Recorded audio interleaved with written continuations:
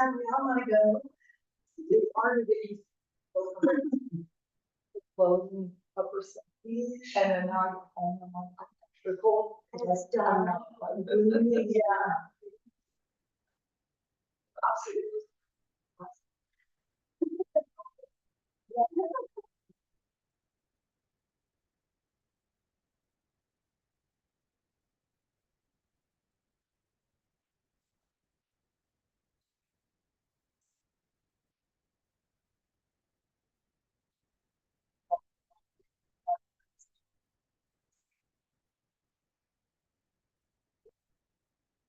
Yeah,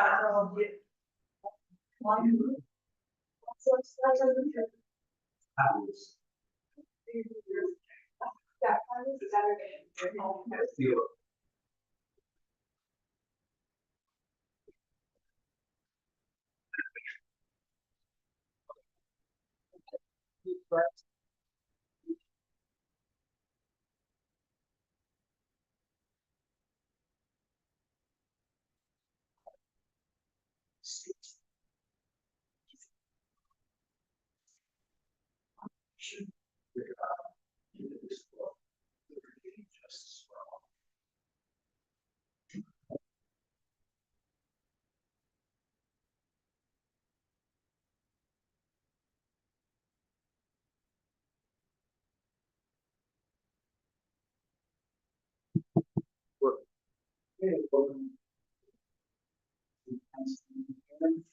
December 2nd. First agenda is Canterbury. Discuss the phase 3 bids.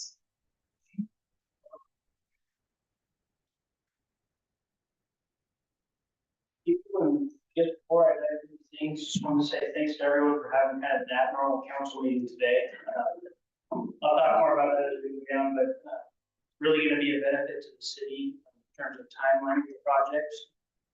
Because ARPA funding does expire towards the end of 2026, so much time we can give the contractor, and depending on our discussion today, move forward and get them going on the project, it'll be better for the city in the long term. Just really that project. So you guys should have an agenda I passed out, so you can follow along with what I'm talking about today. I think most councilors are probably relatively familiar with this process. It's the third phase we've done the water project now, and the wastewater project also.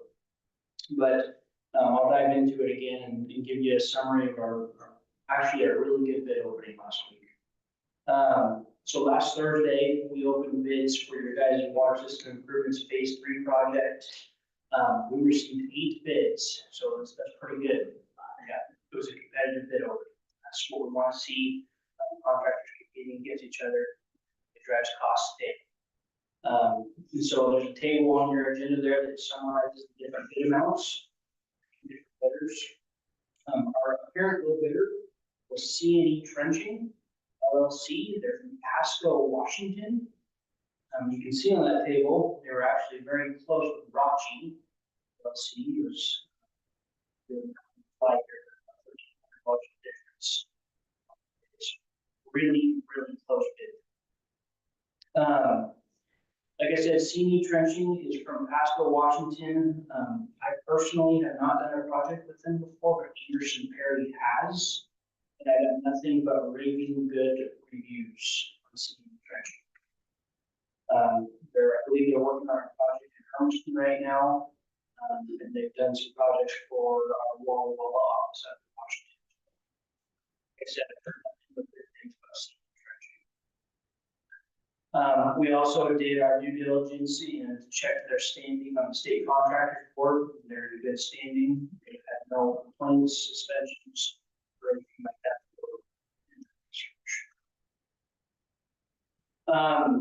So down below, is there any questions?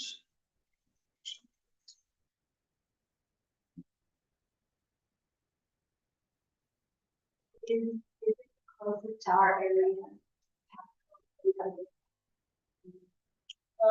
Generally speaking, I mean, Rachi's main office is They work in the Hermiston, Umatilla County area. Mike Beckers from LeGrand. RG Excavating is the fourth on the list. I think their office is out of Scioto. They do guys' wastewater project.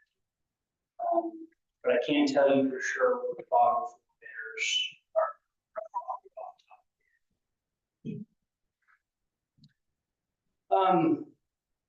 No other questions. Just to remind the council on the award process. So the next step, if the council wants to make a motion to move forward with issuing a notice of intent to award.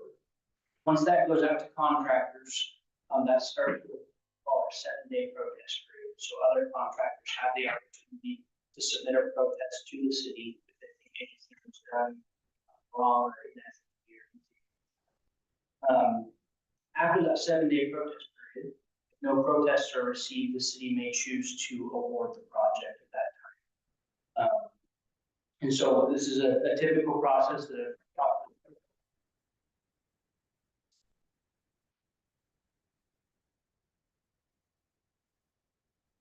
about. Pause that conversation.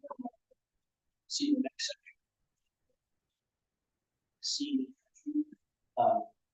There's some other things I want to talk about, but once we get to that point, there are some example motions for the council if you choose to use those to move forward.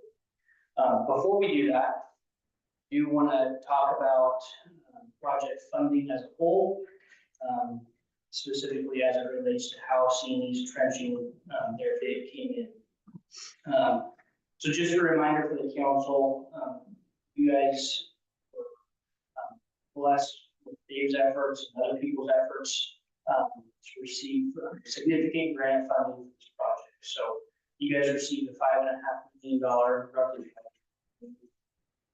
grant through ARPA funding. You guys also received $450,000 in grants to additional water meters. Almost $6 million in grants for you guys, the whole entire water project. That's fantastic and not very common. Of that funding, you guys have approximately $970,000 remaining right now. Some anticipated costs to finish out the project are listed on your agenda. There's one more invoice coming for design engineering. We have a construction engineering budget of approximately $104,000, which we may or may not use if we have a good contractor, which it sounds like they are. And there's not a lot of back and forth and change orders and stuff like that. There's a possibility that that budget can come in. There's about $5,300 remaining for the operation and maintenance manual, $3,700 remaining for record drawings. You guys have a 1,200 seat permit on the project, so there's routine inspections that take place. You have just over $12,000 remaining in that budget. We're working with M2 Construction on phase 1 for their final payment. That's anticipated to be about $178,000. And then we're anticipating some electrical utility costs at $10,000 right now. That's probably a conservative amount. Not necessarily anticipating that, but I want to be conservative when we're evaluating funding. And then miscellaneous permit costs are listed $2,500. That could be 1,200 seat permit renewal, things like that. You might want to talk about what that really is for utility costs, because that can be misleading. Sure, yeah. So a lot of times what we do when we have a new, especially with electrical utilities, when we have a new service, we typically don't include that portion of the work under the contractor's scope. What I mean by that is having them coordinate with the electrical utility and pay any costs from PP&L for a new meter-based stuff like that. Anything that the utility may charge. The reason we don't put that in the contractor's umbrella is because of the cost.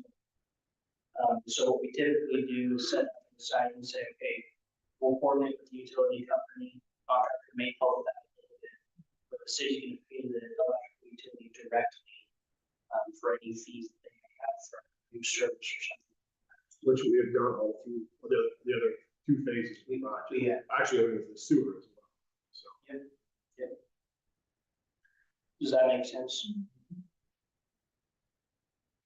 So if we include all of those costs, deducted from your approximately $972,000 in grant funding remaining, you have about $644,000. Okay?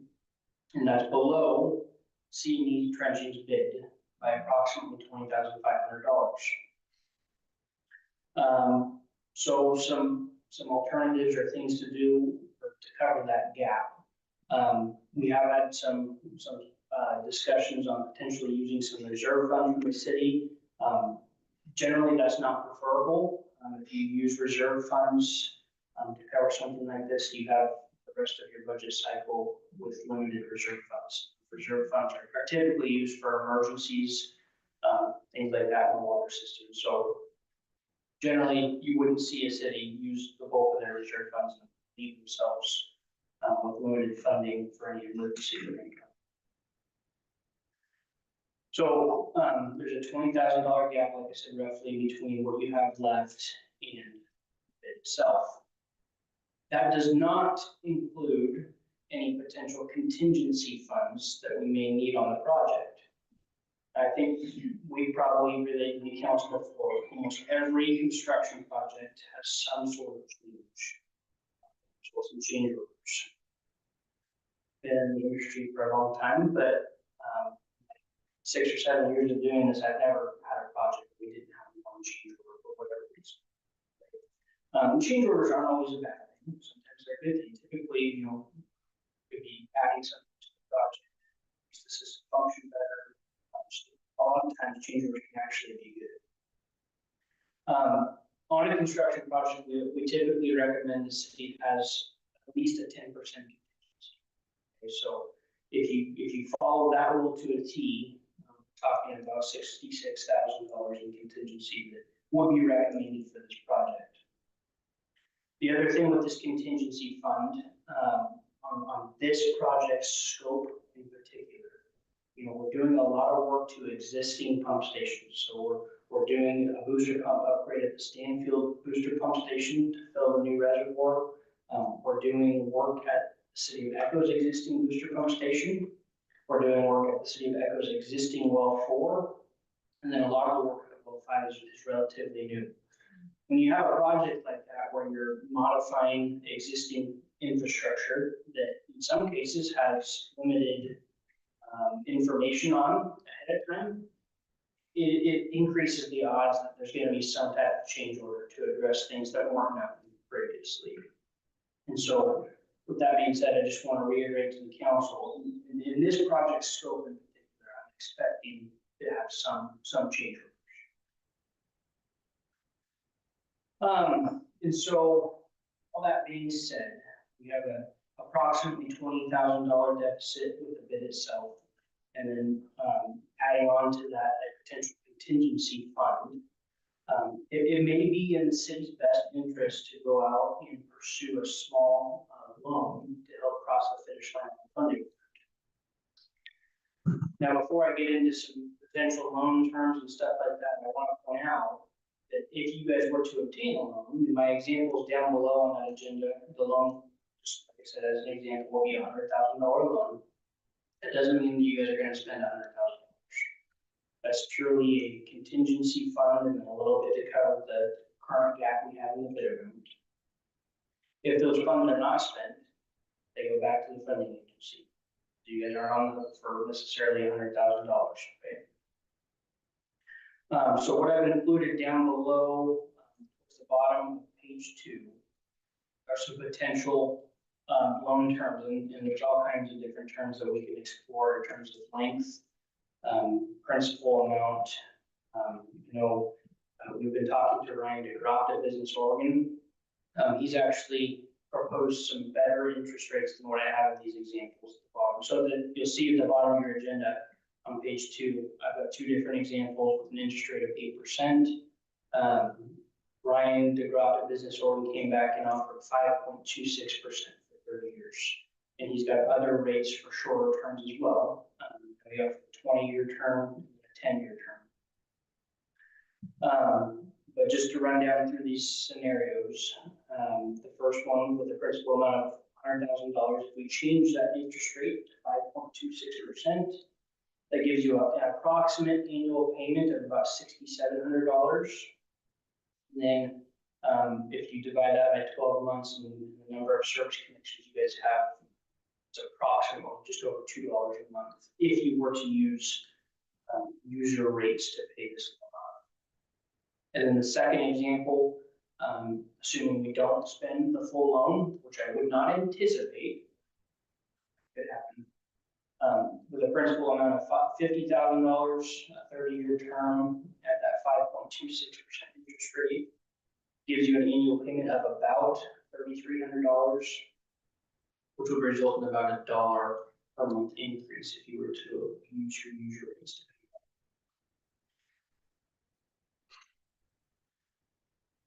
So I just spewed out a lot of information.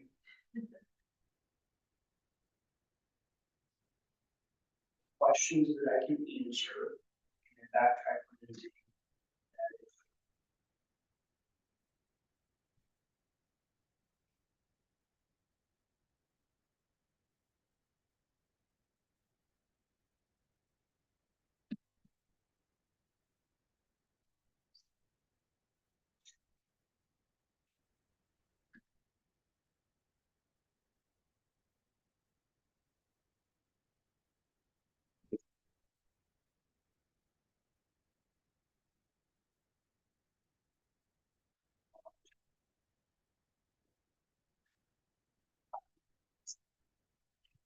And I think what Mayor is brought up to circle back. If the council feels that they're in a position to make some decisions today, not only to potentially start the award process, but to make some decisions regarding a potential additional loan. If we get down towards the end of 2026, project's not done. I don't know what the repercussions are yet. Funding agency that administers the city grant. I've asked them what happens if we get the time response was to make sure the project is done. So we have a year to do it. Yeah. Yes. They want it done by September, the funding agency, because they have to wrap up their thing. That's kind of a deadline for us, but December 31st, 26 is a cutoff, and that's the United States Congress made that rule. That was in their ARPA policy when they closed it out before the Biden administration left office. They had all that finished up, so the ARPA, that's when it's dead end for the whole country. Anything in the United States of America that used ARPA funds, 26 is the cutoff for any of those funds. And if I can add on to that, I recognize that that may sound like a long time, but you guys have a lot of electrical control components on this project, and the lead time to obtain those materials can be very long. So, yeah, go ahead. So this first guy that I'm assuming is first seeing trenching, they know that they agreed that they can do this 26. Yeah, yeah. They have a lot of other jobs in front. Oh, I'm sure they have other jobs, but by submitting their bid, I mean, they have indicated that they understand the timeline. And they came to the pre-bid. Yep. And we explained this to them, everybody that was, there was 21 potential bidders. Yeah, we had 22, I think. 22, so they all knew what the game was. And I actually spoke on the phone with them last Friday after the bid. My own mind, this is for the water system in town. Yes, yeah, so we're doing upgrades to the well 4 pump station, upgrades to the city of Echo's existing booster pump station. There's a new treatment building proposed to go in at well 5. And then we're doing a booster pump upgrade at the Stanfield booster pump station so that it can more efficiently fill your new reservoir out of the creek.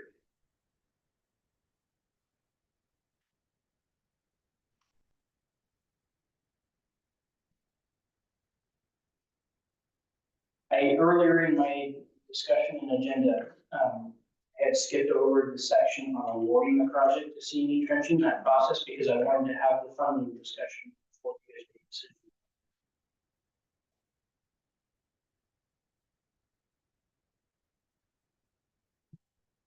because of the city's good credit and very low debt to income ratio, as far as the city's overall operating budget, they verbally approved it. And then sent this email that I just gave you from Ryan DeGroff of Business Oregon already without any question.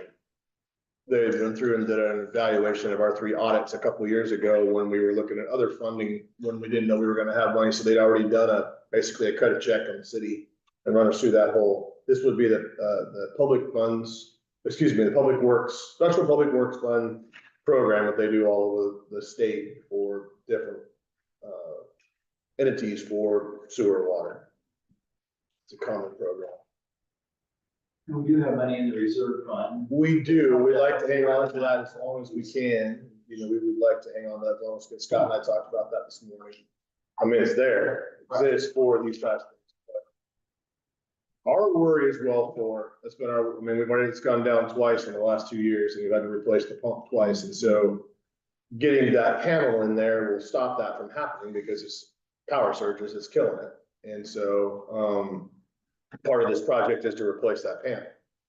Originally, if you recall, when we had originally hoped for $2 million for this project in the grant process before we lost a lot of it to ODOT, we were gonna remove well or pump house and just make it a vault, move everything to well 5. We're still moving the chlorinator and the polyphosphate up to, which is the stuff for the manganese. That'll be up there in the new thing. That's part of this project. It's just not taking out the well house because can't afford the demolition of it. Right. We had to really work hard to get down to the bare bones of what we could do with this funds. Yeah, I would add to that. I don't know that there's much more to trim. You know, we've trimmed painting, we've trimmed everything we could possibly out of it. And then looking at, you bring up a $2 a month to the end user, if you were to put it, if you were to push it to that point, right? Our water rates are due to go up again this year, 4%. So that pretty close.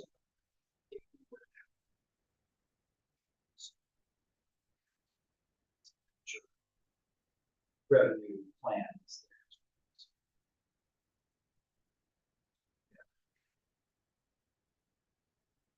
And the cost of doing business isn't getting any cheaper, so. Flat out. So today, sorry, my voice. So today we would be, basically awarding the contract, and then we'd be, saying go get this loan now, or that would be a change. Well, that would give us the authorization to move forward to pursue it, because we haven't done, all we've done is done our credit Talk to make sure that we were eligible, and then looking at the budget, looking at the funding, those things have all been Okay. done, so. The legwork has been done, the decision-making is up to you guys, Okay. obviously. So in January, we have an actual loan. January, well, it depends, it might take a little longer than that for Business Oregon to do their thing. Because we're not gonna need that money till the end anyway, so Yeah. it's basically a contingency fund and to pick up that 20K that's out there, so. Probably the least amount of the loan would be 20,000, just to cover that cost. And then any contingency that come up, and Business Oregon, with our agreement that you guys have signed multiple times, but with the agreement that we have with them to start with is, we have to have a contingency of something. We need to do that, and 10% is what our project engineer, Matthew Solano, is adamant at keeping.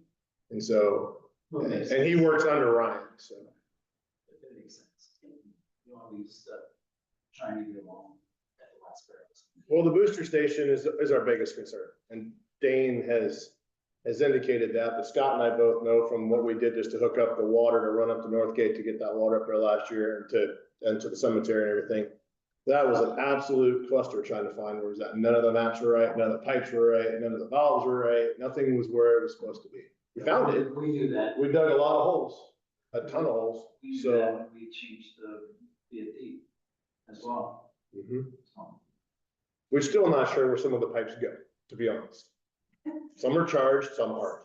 So, but the majority of the ones that run around, the 4-inch that feeds Smith Drive, the 8-inch that runs down the hill to city, we know where that is at. They uncovered some valves while they were doing that, they were covered up with asphalt.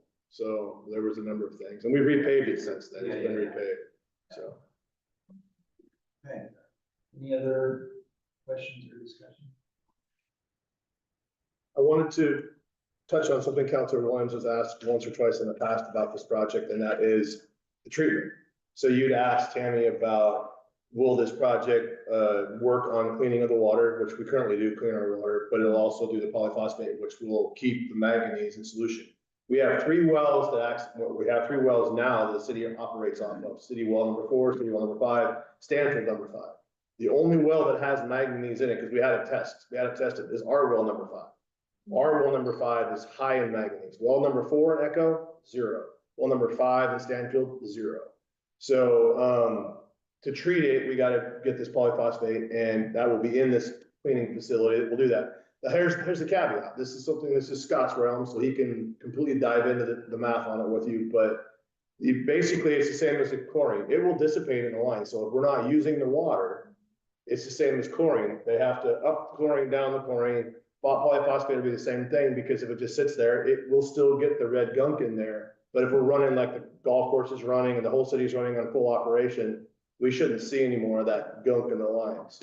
It should be gone, because it's just oxidizing. If you recall, that's the manganese and the iron in there that's coming out, and we're putting chlorine in it, so we're oxidizing it, and it's coming out of 1,000 feet under the ground, so it's getting oxygen from just the air sitting in a metal tank. It's gonna turn into a semi-solid, which is the goop that nobody likes. So it's naturally occurring goop, but it'll stay in a liquid form. It won't be in a semi-liquid form, which is what we experience usually in the spring in the pipes when people turn on their sprinklers and children fill the swimming pools and they get their red sediment in there. This will reduce that significantly, but we may have a bout or two of it in the future, depending on dissipation. But I think the fire department has also been really diligent about pumping off of these fire hydrants around town, versus just using one like they used to, helping us keep the line circulating, because the end of the pipes down by your house, down here by the skate park, are places where that congregates and gets rather thick in the line. So that's part of this treatment. I just really want to emphasize that, Tammy, that's some concerns that you brought up over the last 5 years, and that's part of this project. We've done a lot of research to find the right company of pumps, and it's been quite an undertaking that Anderson, Perry, and Scott have gone through to get it done.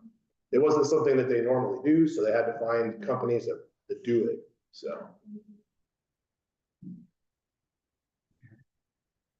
Good.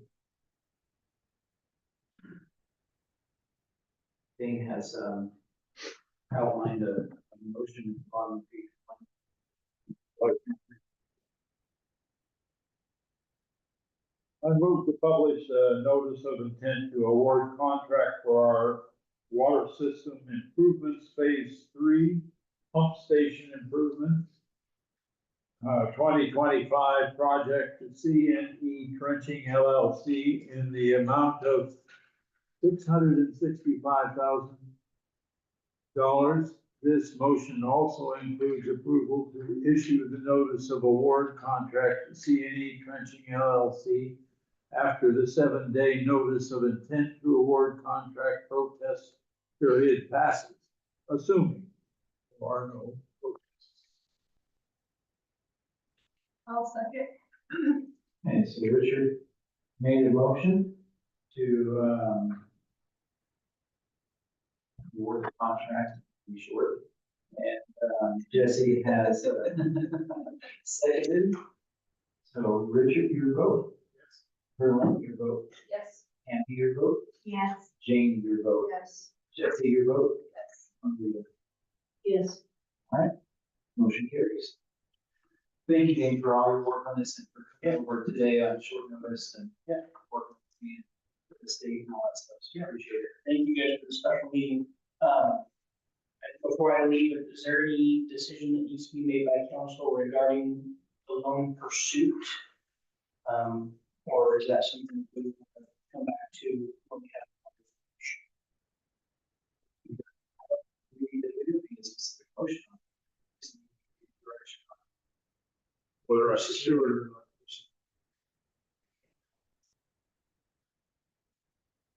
That's what we qualify.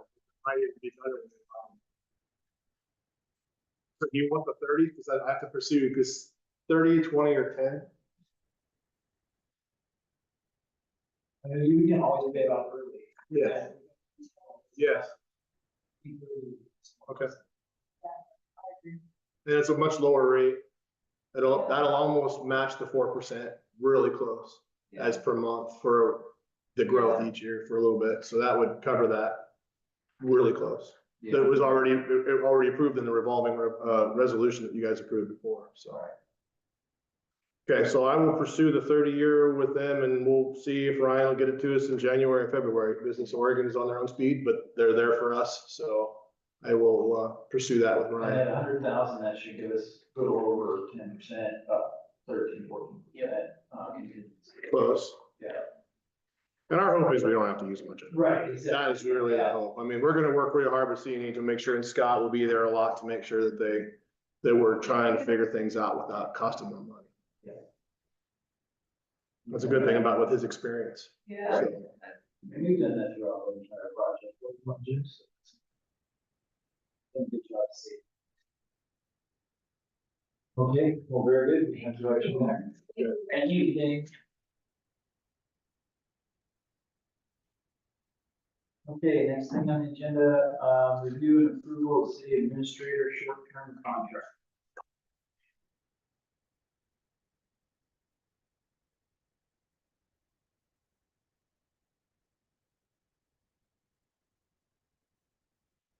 the exact same contract. Just have to As the. You guys approved.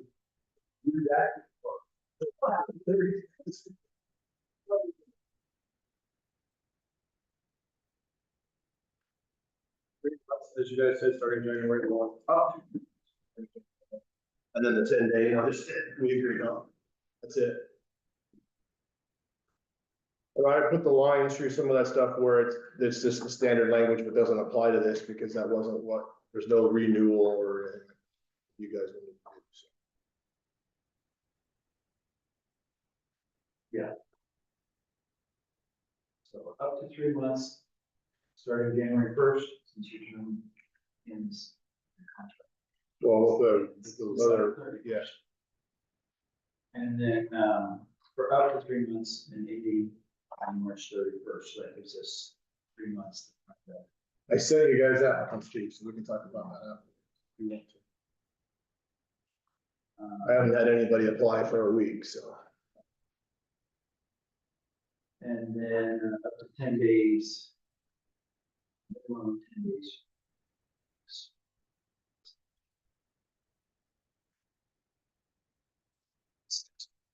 As discussed previously.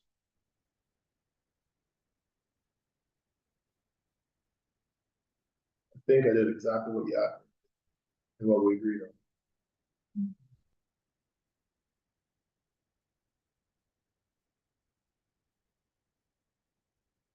Hopefully you guys can find somebody sooner than that. That's my hope for you. Hopefully that.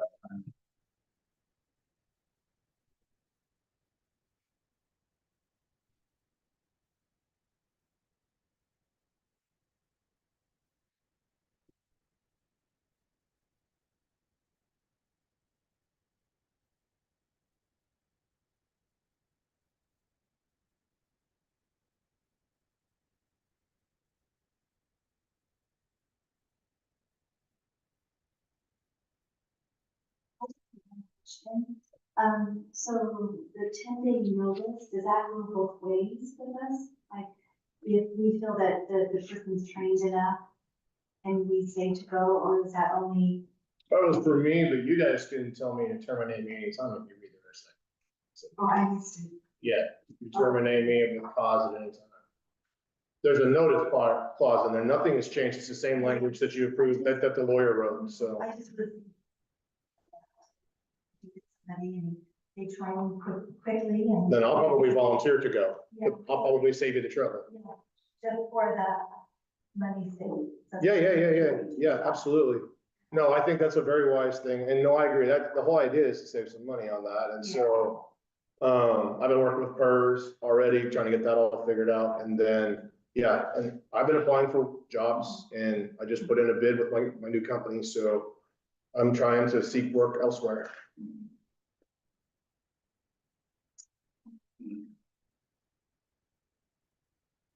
And that PERS thing, I don't know anything about it, it's okay with this, okay? Okay, It's the standards, there's nothing I can do about first. When I'm gone, you'll save a lot of money. So, So we're gonna need a motion. Mhm. I would make a motion to approve the city administrator short-term contract. Okay, everyone's made a motion to approve the city administrator short-term contract. Richard has seconded. Maria, your vote? yes, Jesse, your vote? Yes. Jamie? Yes. Berlin? Yes. Richard? Okay, motion carries. Thank you, Dave. thank you. Okay. Now, agenda for comments. Time. Anybody in the audience? Just make your comment, please. Raise your hand. Approach the podium.